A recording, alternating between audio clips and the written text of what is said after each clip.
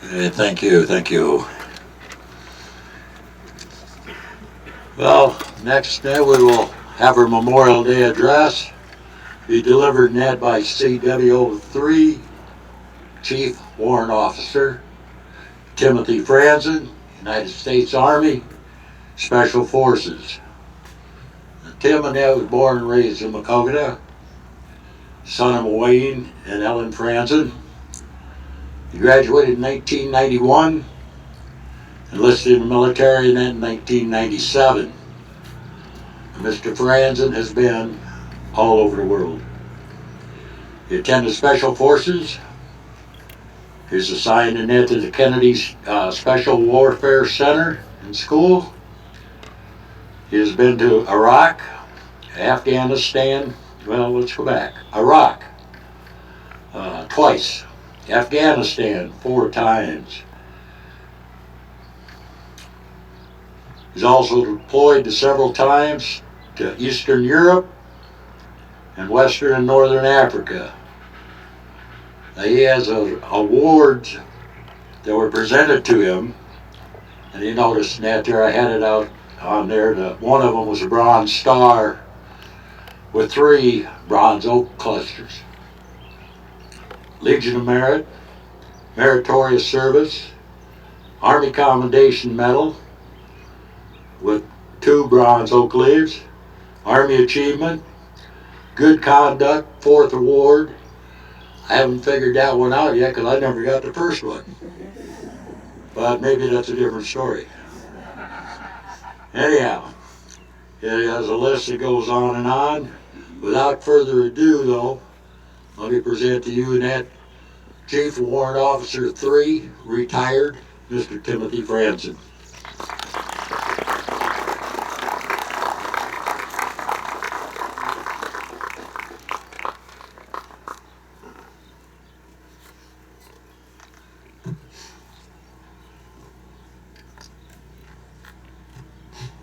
Just gonna do a quick mic check here. Can you all hear me in the back? All right, I'm pretty loud. I think I inherited it from my mother. Well, used to, for the most part too. So she had a lot of cause to yell at her kids a lot when you were younger because you were always in trouble, one from another. So, all right. Well, good morning, and welcome to the Memorial Day ceremony for 2023. I want to thank the VFW 3633 for the opportunity for me to speak at this Memorial Day ceremony. I want to thank the town of Maquoketa for welcoming me back to the place I still call home. It's a great honor for me to stand before you today. I'm just going to take my sunglasses off here. My first memories of attending the Memorial Day ceremony in Maquoketa were with my father, Wayne Frantzen. Father and son, we would walk the short distance from our home on South 2nd Street over to Mount Hope Cemetery. The ceremony was held at the time near the Civil War Memorial, the statue of the lone Union soldier standing sentinel over the height of the cemetery.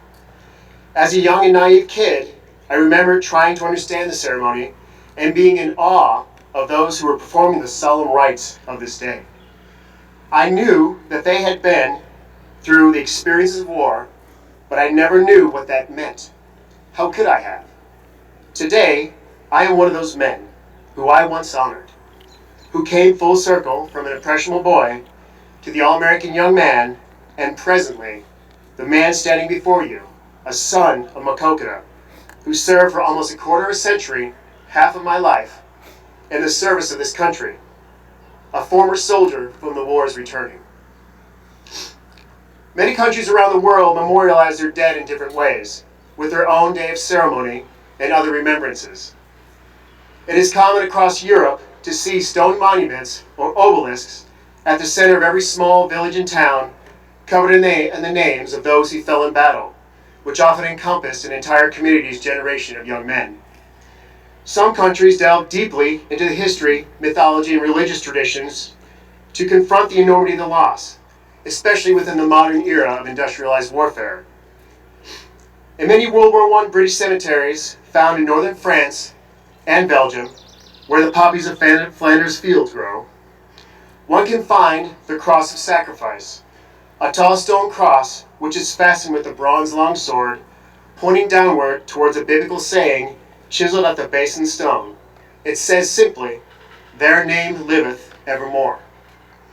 This blending of medieval chivalry and Christian iconography was meant to convey themes of noble sacrifice, to contrast against the horrors of trench warfare, which nearly destroyed an entire generation of young men from across the United Kingdom. Comparing it with some other countries that have been scarred from past terrible regimes who do not memorialize their war dead, they leave them lost to common graves and archive lists from forgotten armies.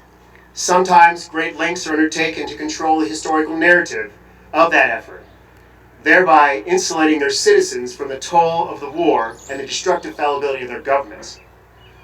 While the names of their soldiers are forgotten, let us not forget ours. In the United States, we have Memorial Day, a solemn day where we, as a nation, pay tribute to those who gave their lives for this country. Memorial Day ceremonies began in different variations around the end of the Civil War, a war in which 13,000 Iowans gave their lives fighting for the Union.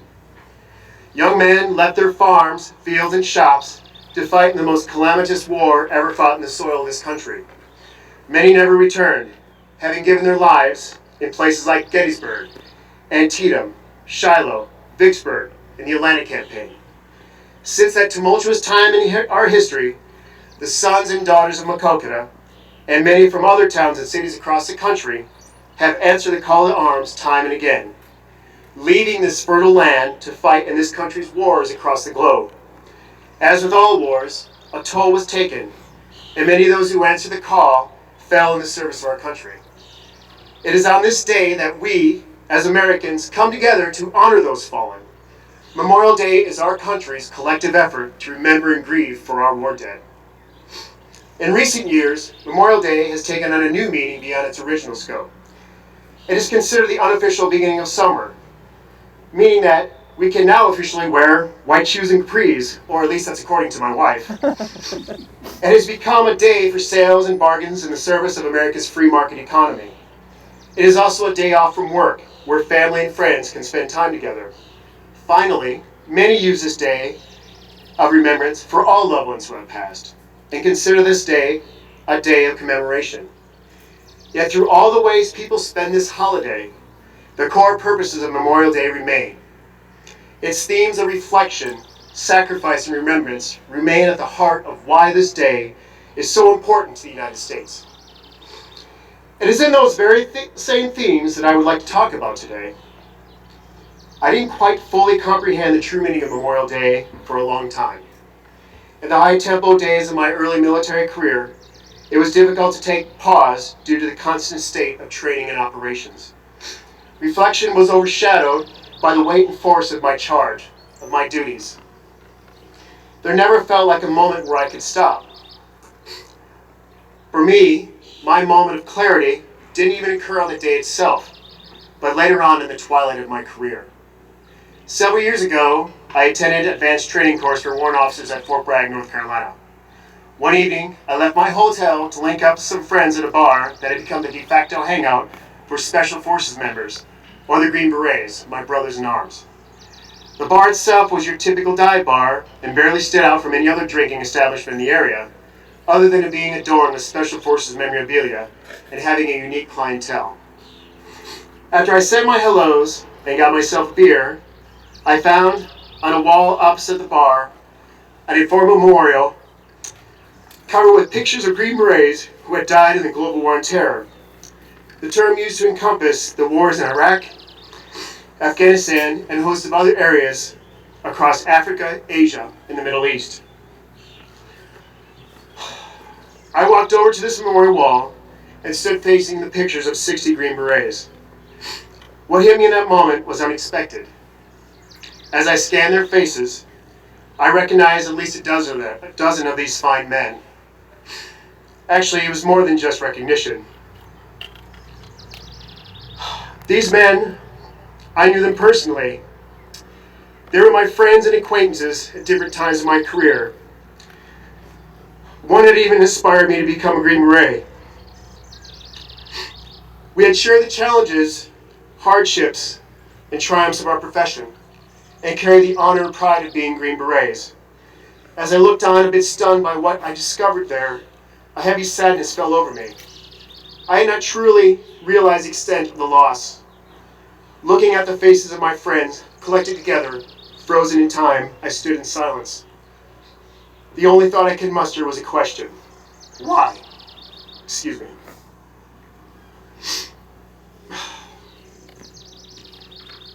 Since that moment, I have tried to answer that question. I have searched for understanding the motives that have driven our nation to war. I sought answers by pursuing advanced academic study in foreign policy and international relations. I constantly read books on the topic. I expanded the network, and I spoke with people within different professions from different parts of the world. This journey has also led me to reevaluate the significance of Memorial Day and its ideas of reflection or introspection, sacrifice, and remembrance. These ideas have shaped how Americans commemorate this day. However, I feel these ideas have a lesson to teach us about how we remember our dead and comprehend the cost of war. The ideas of reflection and introspection on Memorial Day establish an important pathway where we, as Americans, can begin our journey towards increasing awareness of the events and motives that have led our country to war. And in my journey, I realized for me, Memorial Day is a warning. It is a shot across the bow of the American conscience. It is a plea to the American people to have a great awareness of the complexity of the international arena, the world outside of our generous lands and borders. War does not happen in a vacuum. It is not some natural occurrence like the wind blowing across the prairies or the clouds floating above the Maquoketa River as it winds its way towards the Mississippi. War is a result of decisions made by people in power who we elect to represent us within our governing institutions. They act upon the national interests, but being fallible, do not always make the best decisions in our name. The strength of our democracy lays with its citizens, us. Even though the average American may think they may not control events on the other side of the world, they have the agency in deciding who will best represent them in times of conflict and the clash of arms. Our agency allows us to demand transparency over these decisions and actions. However, this agency is only effective if we, as the American people, arm ourselves with this important knowledge and awareness of this complex world. With agency, we also have power. We can influence the decisions made by those in power, especially when they call again for the sons and daughters of Maquoketa to leave their farms, fields, and shops in time of war. Reflection is also relevant to another important lesson from Memorial Day, which is to truly comprehend what is meant by sacrifice. Sacrifice is often defined to what our fallen gave in the service to their country, in that they gave their lives to preserve our rights and freedoms. This idea of sacrifice finds its roots in the narratives of war, the stories that encompass the reasons of why and how we must fight. These narratives are important because they help rally the country to mobilize an unknowing or indifferent public against the looming threats to our nation. Yet when the last shot is fired, the last peace agreement is signed, and when we must take stock of the heavy cost to this country, we must lift the narratives of war from our fallen, our war dead, and see them for who they truly were and what they shared with the rest of us. We must look beyond the uniform and remember that they were our brothers and sisters, our fathers and mothers, our sons and daughters, our neighbors, our friends. Their sacrifice has left a tear in the fabric of American life, the amazing tapestry of this country. We must understand that their sacrifice not only deprives us of them as individuals, but also deprives us of their potential, because we will never know who they might have been to their families and to their communities. We will never know what could have been achieved and what else they could have contributed to this grand experiment that is America. In comprehending sacrifice, Memorial Day offers us an opportunity to cut through the narratives of war, to truly remind and reflect upon what was lost with their sacrifice. It tolls a bell that we all must hear, whether we want to or not. The last lessons of Memorial Day revolve around remembrance and its relationship to the passage of time. Every Memorial Day becomes a marker that shows us that as we progress further away from those tragic events where the fallen sacrificed their lives, remembering them becomes imperative. Memorial Day shows us that as long as we live, we must not forget them. Even as the English poet Lawrence Binyon reminds us, they shall not grow old as we that are left grow old. It reminds us that we must always pass the torch of remembrance to our younger generations when we, who have survived these times of war, can no longer remember them, our beloved fallen. Memorial Day also is a measure of how we, as a country, can heal from the traumatic events of the past. As the saying goes, time heals all wounds. Memorial Day measures how we heal as a country. It shows us the resiliency of our citizenry and the progress that we, in understanding the past, have made in looking towards the future. Progress is only made with effort, and it is this premise that makes Memorial Day a call to action. Because when this service ends, when we case the colors, store them away, and when we leave here to go home to our barbecues, our gardens, our sails, and to a day with our family and friends, and when the sun sets lazily over the horizon, veiling this fertile land in darkness, the loss will still be here. The weight of their passing will still remain within our hearts and the soul of this country. Their precious threads will remain unsewn into the great, intricate, and beautiful tapestry of American life, leaving it and us incomplete. We, as Americans, do not have to resign ourselves to this solemn acceptance. We do not have to allow their sacrifice to go unfulfilled. We can take their hopes and dreams and use them to build a better America and a better world in their name. We can take the turned earth from the hollow ground that holds our fallen and spread it across our fields to grow new life and new hope for this country. We can use this earth to strengthen the foundations of democracy, helping sustain it against all threats, both foreign and domestic. We can use their inspiration to build a more righteous place of values, ideas, and institutions, or as Ronald Reagan once famously said, a shining city on a hill. We do not have to live our lives in the shadow of their loss. We can bring them to a new light by creating a better tomorrow. As for myself, I, like many others who survived the experiences of war, will grieve for my friends. On this day, I will ask them to once again live in my memories. I will reflect upon what we did together, their sacrifice, and once again steal my memory to never lose sight of them, to never lose their names, to never forget their names. Yet, when I wake tomorrow, in the light of a new day, I will ask myself these questions. What can I do to be a better person for myself and my family in their name? What can I do to help my community in their name? What can I do to build a better America for all of its citizens and for all of those who come here to build a better life in their name? It is my hope, asking you as a son of Maquoketa, in these minutes that we have shared together, that each of you will ask yourself the same question, so we together can work to continually make a better world worthy of their sacrifice, in their names, in their honor, in their memory.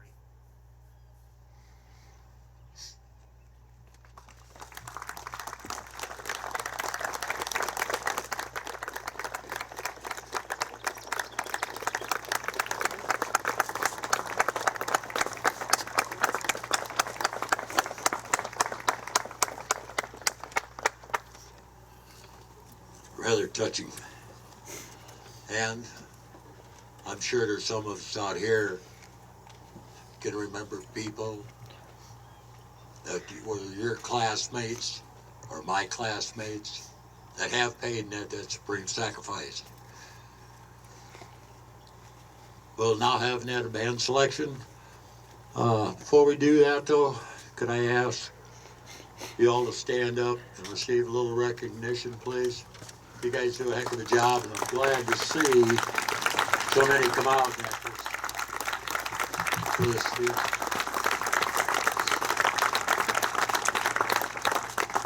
Thank you very much. Now, Mr. Hovey, you can go ahead with your presentation. Thank you.